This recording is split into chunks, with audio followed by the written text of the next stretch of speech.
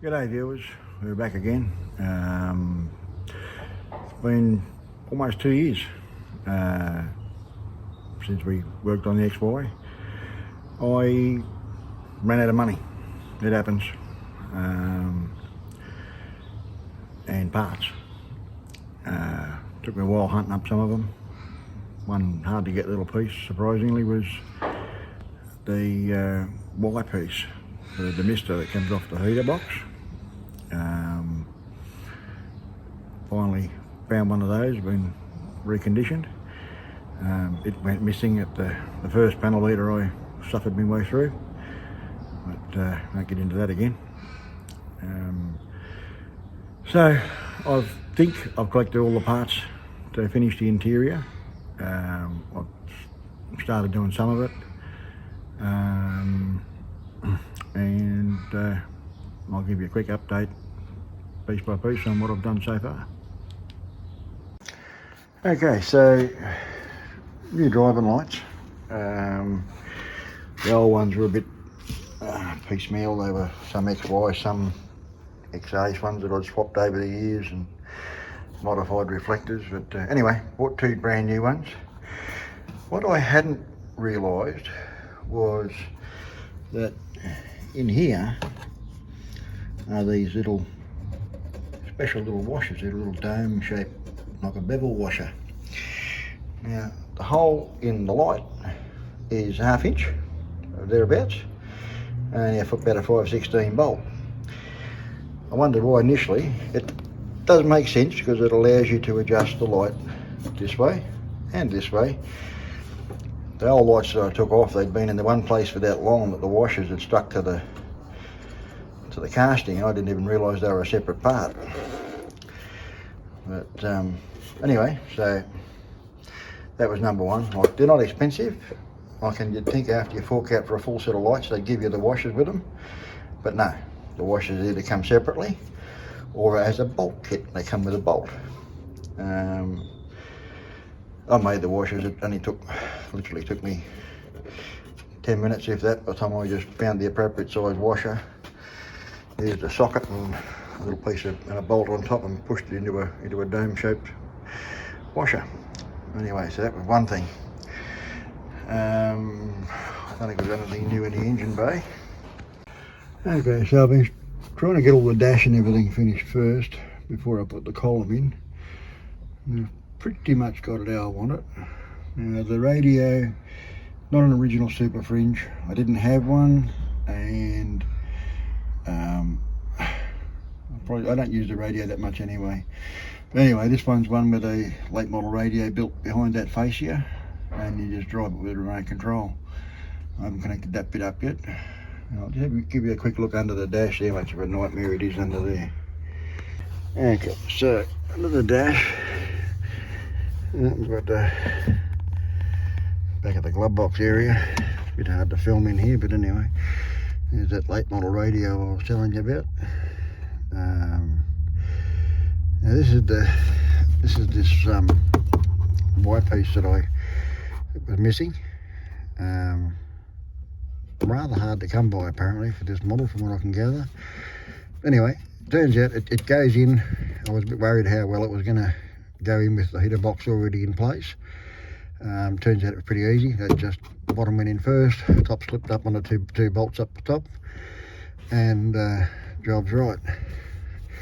The gold wires here are just my speaker wires that I've added in, front and rear, and it's I might just transfer to the other side and I'll show you the nightmare over that side. Okay, so I did pretty much everything before I put the column and the handbrake in. So the pedal box went in first and tried to sort all the wiring out. As hard as I've tried to make it neat, it just doesn't seem to want to be neat. But anyway, I've got there finally. Everything appears like it's going to be okay so far. All the lights are working, and etc, etc. Yeah, so it's been a bit of a challenge. I've only 2 weeks ago, I only started this back on this a week or so ago, It was only 2.5 weeks ago I had a total shoulder replacement, so I'm probably doing what I shouldn't be doing, but anyhow, I've got to do something. I was going out of my brain. Anyway, we'll move on to the next bit. Okay, so next up, there's a few little holes in the firewall, factory ones, and possibly a couple other ones that aren't factory. And apparently they were filled up with a putty type stuff, from what I've been told. Now what I'm going to use is the same putty that you use, I used, around the fuel tank, where seal the fuel tank to the body, the shifter hump, and same stuff that goes around the, well, I'm going to use anyway, around the door plastics. So I'll show you that. It's a worth product, and I'll show you what it looks like. So this is the stuff here. You can get it in a grey or a black, and it sort of comes off the roll like that. Comes in 5 strips across the roll, and it's a bit like blue tack. The grey stuff, it's where it was blue tack. This is the black one, so you just break it off in little pieces to plug up the holes, and if you're using it on the doors or the boot or the fuel tank, I should say, you just sort of pull off a strip and roll it down into a skinnier strip. You don't need it quite that fat. Most of it will squeeze out everywhere. So anyway, I'm just going to plug up a couple of holes and we'll go from there. Okay, so there's those couple of holes plugged up. There's one either side of the throttle bar there. Another one there, I'm not quite sure what that was for. But yeah, apparently they were factory filled with something similar to that anyway. So now they are again. Moving on. Okay, this is the kit you get to put the breather in for the fuel filler. As soon as there are GT caps, a sealed cap, doesn't breathe, you've got to have the line in. Now, I didn't pull the old one out. The panel beater did, and as usual, he seems to have lost just about half the friggin' car. But anyway,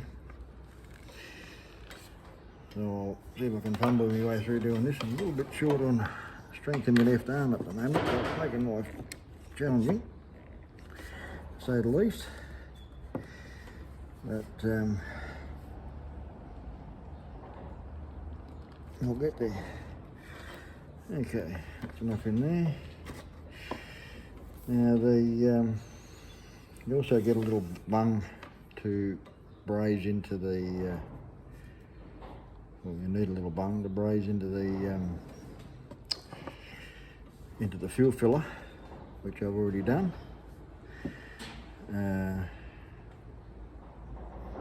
Somewhat untidily, but anyway, it's in there.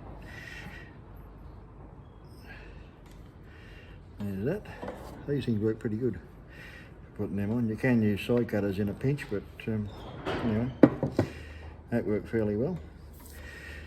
Now, as soon as I didn't put it out, I wasn't exactly sure where it went. So, fortunately, I managed to find this online. Very helpful. Give me a bit of a clue where I should be putting everything. I've also put the little grommet in the bodywork as well. So, anyway, we'll start putting this part in and see how it looks. Okay, well, it's in. I'll give you a look at it. If you've got a GT cap or a non-vented cap, you need a breather pipe, a vent pipe I should say. Explains a bit of history. My first wife used to love to call this car the smelly red bitch.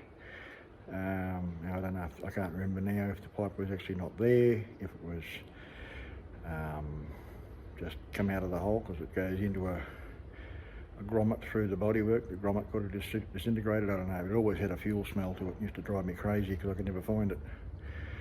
And good chance this is what it was. But anyway, I'll show you where I put it and show you what not to do. Okay, so if you haven't already got one, you've got to braze this little fitting in here. Now if you do that, take my advice, check that your brass fitting can screw into it after you brazed it in. Don't be like me and have to get in here with a tap to open it up a bit because the heat had affected the thread. Anyway, so that's step one, and if you do have to do that, stick a rag down the hose first, down the pipe first. That'll catch any filings that are coming off. There's not to do with much, but a little bit. Anyway, so hose on here goes up, go through there. It runs up into this, runs across, does a loop and comes back out there, through there, down there, and down through a grommet in the floor. Now, if you notice some of these welds here, it's because this old girl had a good whack on the side of the arse at some point before I got it, and they'd pulled the spot welds out of it, I'd say. You can see a little bit of damage to the subframe underneath. It's pretty straight now, it's all jigged and everything when it was, the panel beating was done, but yeah, you'll see there was a little bit of repair work there done back in those days. But anyway, yeah, so that's where the, well, where I think it goes, based on what I can find.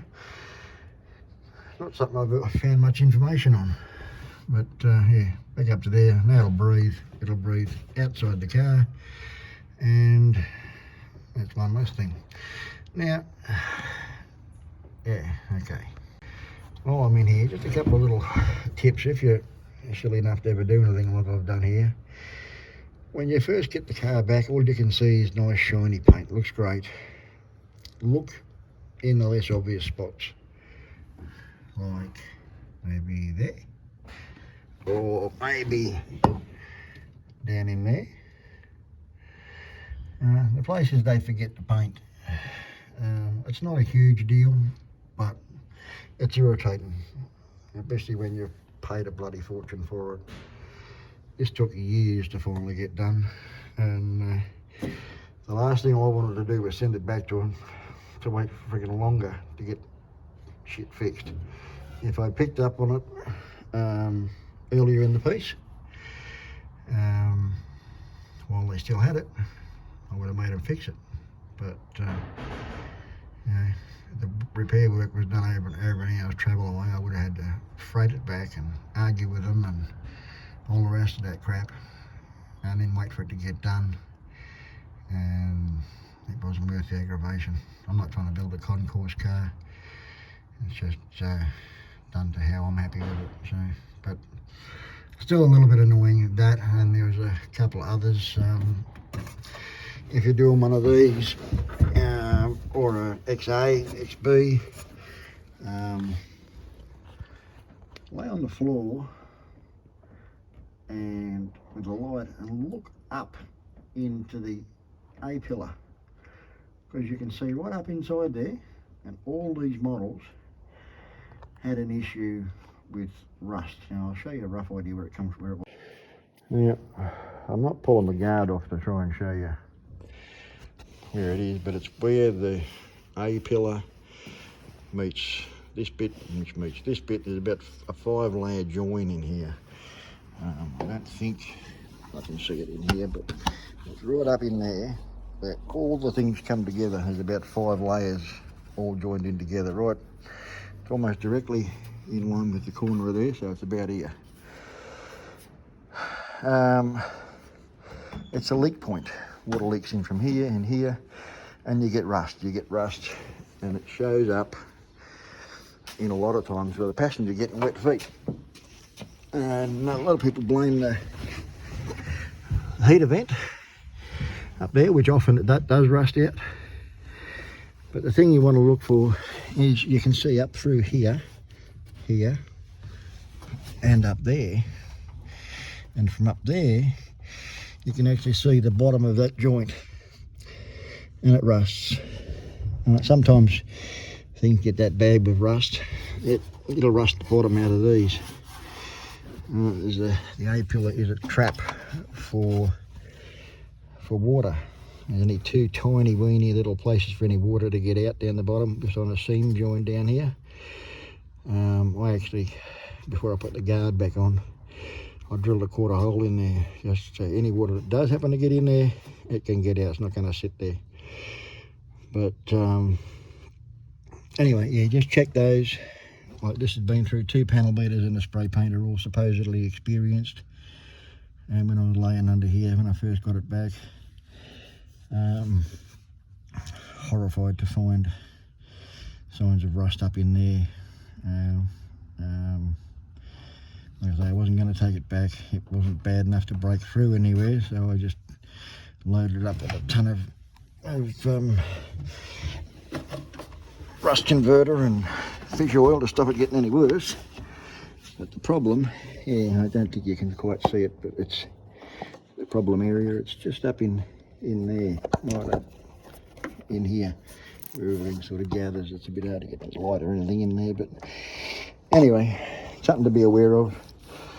And if you take one of these sort of jobs on, before you send it away, take a tip from me, take a squillion photos, videos, whatever, because things happen and it sometimes takes longer than you expect, and you just forget what screw goes where, what anything goes where, and yeah, it's the little things. You're sitting there picking through 1,000 screws. Unfortunately for me, I had enough screws from 2 or 3 other cars that I'd pulled apart, not all XYs, but I could pick through them and eventually work out what I needed. But it's a pain in the ass, to be honest. So anyway, that's what I'd suggest. Just take photos of everything, even what stuff you wouldn't think of, and it'll save you a lot of aggravation sitting there trying to remember what goes where. Like I said, people will promise you the world, how long it'll take and everything else, but things go wrong, that's life, and it takes a lot longer than you expect. This has been, I'm not sure now how many years I've been doing this. It was my daily driver up until 2000, and it was off the road, and I think the panel work started, I don't know, around 2010. Yeah, so about 13 years so far. Well, admittedly, it's all started to go back together again in the last 2 years. I did a dramatic amount in the first 6 months or so, or less. But yeah, it's a big job, and satisfying, but a big job nonetheless. So yeah, take lots of photos, videos. It's a lot easier to have them and not need them than need them and not have them. Anyway, I'll work out what I'm going to do next. Okay, so next I've decided what I'm going to do is put some dynamite on these bits, and then a bit of underfelt before I start doing the underfelt for the floor. It's reasonably solid, but it makes a big difference to the tinniness. Shame I can't put any on there, but a bit awkward. Anyway, I'll whack a couple of bits on there for a start, and see how we go. Okay, a lot of people bitch about how hard dynamite is to work with. It's not, it's a little awkward, but not too bad. I just made a template like so. It folds around the wheel tub, and just shut it on top of here and mark around it gently with a pick. As you can see, there goes the lines, down, up, down, up, etc, etc. Then I just dice it out with a pair of scissors, and the best way I've found to do it is to peel the backing off in sections and just try and stick a small section on at a time. it gives you a bit more because once it sticks, it doesn't come off, not nicely at least anyway. Anyway, all right, it's a bit hard to try and film putting it on, so I'll just put it on and I'll show you the results. Okay, so I decided to video one of these. So I'll start off like so.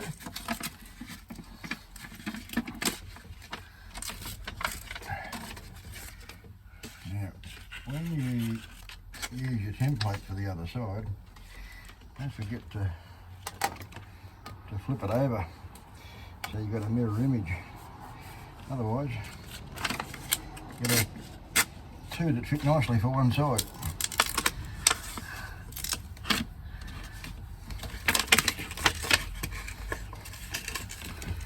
I'm just sticking one down this side for a start.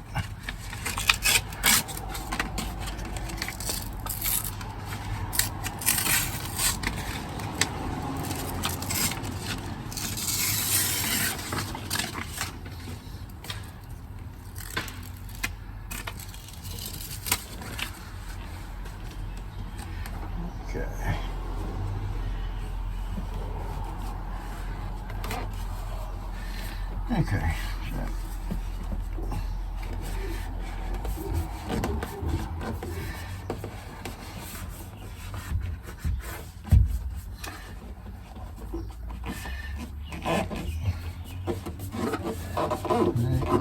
be a little bit careful with the edges because the aluminium, well, even though it's pretty thin, it will still cut if you're not careful.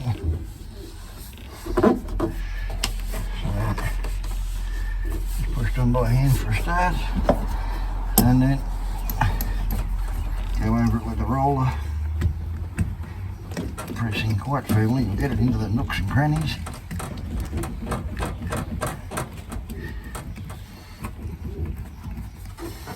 And there's like that, there's a depression. It will form fairly well. She'll struggle to do by hand, but with the roller, seems to come up pretty well.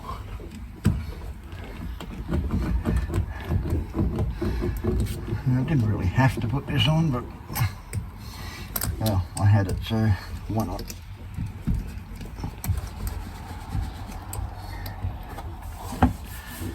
Okay, that's that bit. Now to start with the underlay.